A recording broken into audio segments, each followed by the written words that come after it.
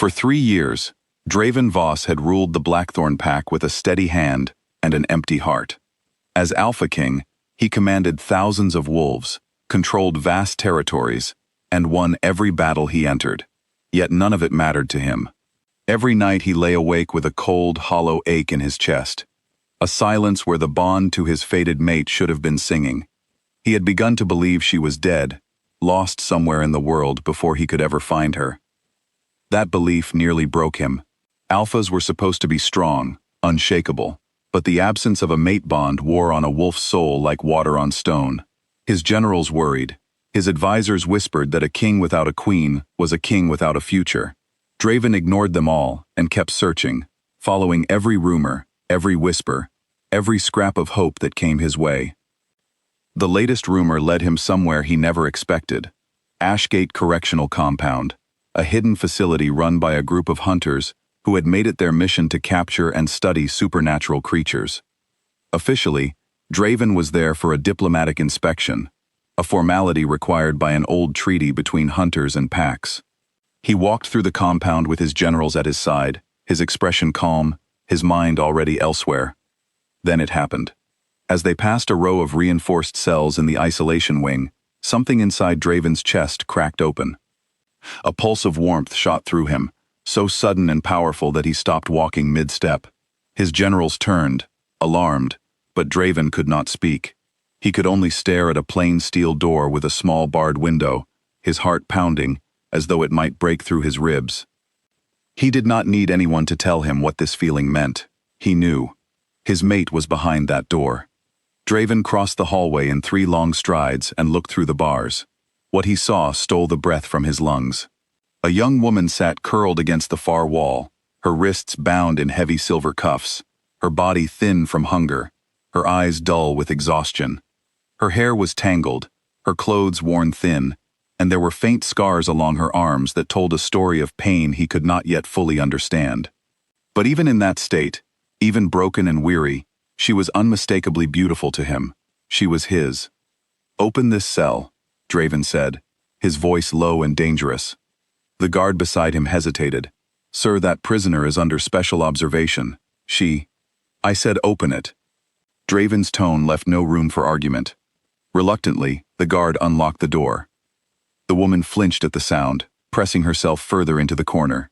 Her eyes lifted, wary and guarded, the look of someone who had learned that new visitors rarely meant good things. Draven knelt slowly, careful not to startle her further, though every instinct in him wanted to close the distance and pull her into his arms. "My name is Draven," he said gently. "I am not here to hurt you." She said nothing. Her gaze flicked to his generals standing in the doorway, then back to him, calculating, searching for the trap she was certain must be there. "What is your name?" he asked. After a long pause, she answered in a voice roughened by disuse. "Lyra." The name settled into him like a missing piece finally found. Lyra.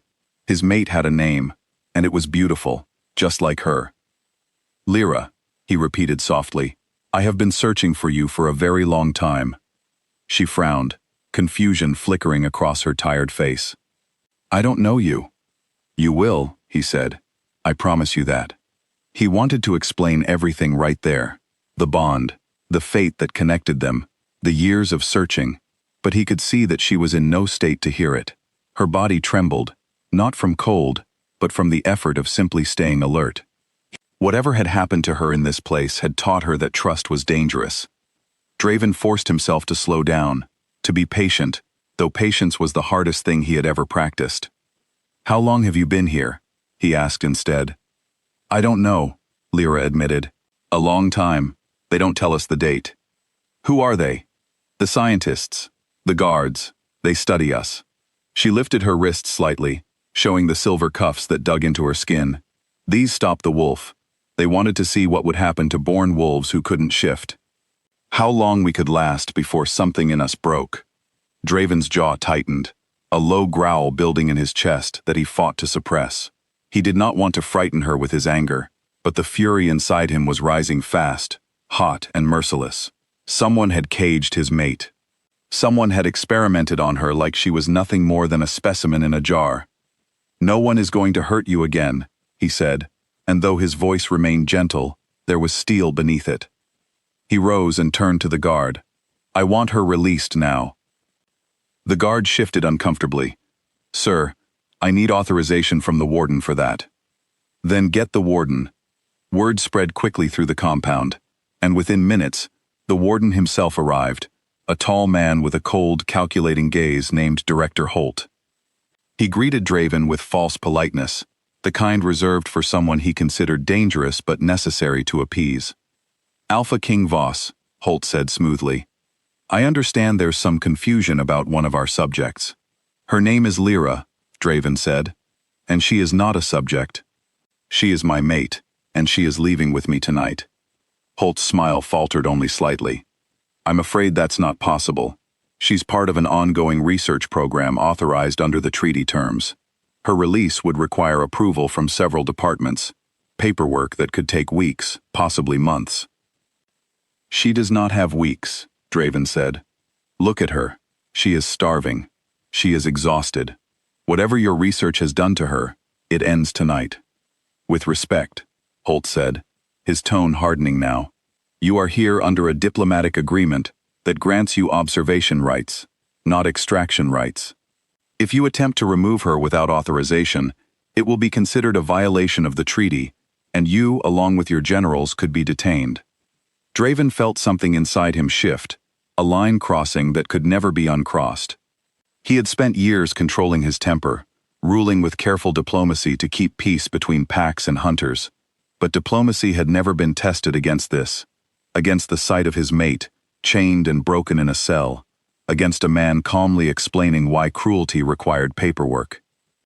"You misunderstand me," Draven said quietly, and something in his voice made even his own generals go still. "I am not asking for permission." Holt's eyes narrowed. He gestured to the guards stationed along the hallway, and Draven heard the click of weapons being readied, the compound shifting into lockdown around them.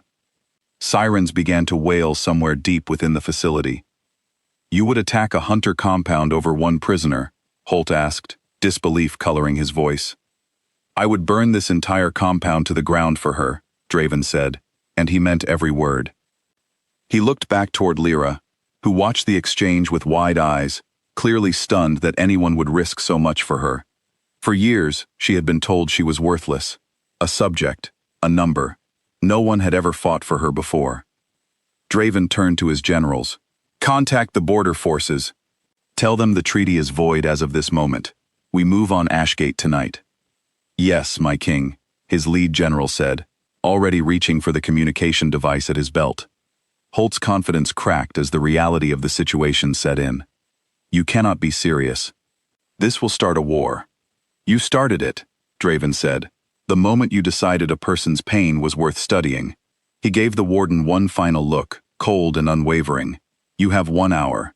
Release every prisoner in this compound, or we take them by force, and I promise you, force will not be gentle." Holt tried to argue further, but Draven was no longer listening. He knelt again beside Lyra, his expression softening completely as he faced her. "I need you to trust me," he said. "I know that is hard right now, but I am going to get you out of here, and I am never going to let anyone hurt you again." Lyra studied his face for a long moment. Something in his eyes, some quiet certainty, reached through the fear and exhaustion that had built walls around her heart. "Why?" she whispered. "Why does it matter to you what happens to me?" "Because you are mine," Draven said simply, "and I have been waiting my whole life to find you." Outside, the compound's sirens grew louder, and in the distance, faint at first but growing steadily, came the sound of horns. The call to war carried across Blackthorn territory. Word had reached the border forces, and within minutes, wolves began pouring toward Ashgate from every direction, answering their king's command. The battle that followed was swift and merciless. Draven's warriors overwhelmed the compound's defenses within the hour, tearing through barricades and disabling the facility's systems one by one. Draven himself led the charge into the isolation wing, refusing to let anyone else near Lyra's cell. He needed to be the one to free her. When he reached her again, the compound trembled around them with the sounds of battle, but Draven's focus narrowed entirely to the silver cuffs binding her wrists.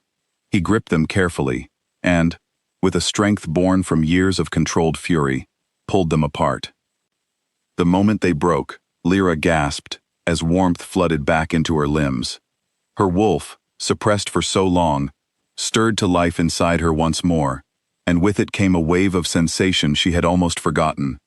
The mate bond, sudden and overwhelming, snapping into place between them. She looked up at Draven, tears filling her eyes. "I feel you," she whispered. "I feel the bond." "I know," he said, gathering her gently into his arms. "I feel it too." For the first time in 3 years, the hollow ache in his chest was gone, replaced by something warm and whole. He lifted her carefully, mindful of her weakened state, and carried her out through the chaos of the falling compound, his generals clearing a path before him.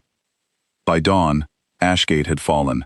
The remaining prisoners, dozens of supernatural beings who had suffered in silence for years, were freed and reunited with their own families and packs. Director Holt and his staff were taken into custody, their research files seized, and later used as evidence against the Hunter factions responsible for the facility's cruelty. Draven carried Lyra all the way back to Blackthorn territory himself, refusing every offer of help along the journey. He would not let her out of his arms, not after finally finding her, not after nearly losing the chance to ever hold her at all. In the days that followed, Lyra slowly began to heal within the safety of the Blackthorn stronghold. Pack healers tended to her wounds, and the warmth of her new home began to soften the fear that had lived in her for so long. Draven visited her every day, patient and gentle, never pushing her to feel more than she was ready to feel, letting the bond between them grow naturally rather than forcing it. Slowly, the walls she had built around her heart began to come down. She found herself smiling more, laughing quietly at something one of the pack members said, feeling safe enough to sleep through the night without fear for the first time in years. And each small change filled Draven with a quiet joy he had never known before, the simple gift of watching his mate come back to life. One evening, weeks later, Lyra sat beside Draven on a balcony overlooking the vast Blackthorn territory, the sunset painting the sky in soft shades of orange and gold. She leaned her head against his shoulder, a gesture that would have seemed impossible when they first met. "Thank you," she said quietly, "for not giving up on me." Draven wrapped an arm around her, pulling her closer. "I would search 1,000 more years if it meant finding you," he said. "You were worth every moment." Lyra looked up at him, her eyes no longer dull with exhaustion but bright with something new. Hope, and perhaps the beginning of love. "I used to think no one would ever come for me," she admitted. "I used to think I would die in that cell, forgotten." "You are not forgotten," Draven said firmly. "You are remembered, you are cherished, and you are home." As the sun dipped below the horizon, casting the world in gentle twilight, Draven pressed a soft kiss to the top of her head. He had spent 3 years as a king without a queen, ruling a kingdom with an empty space beside his throne. Now, with Lyra safe in his arms, that emptiness was finally, completely filled. He was not just an alpha king who had won a war that night.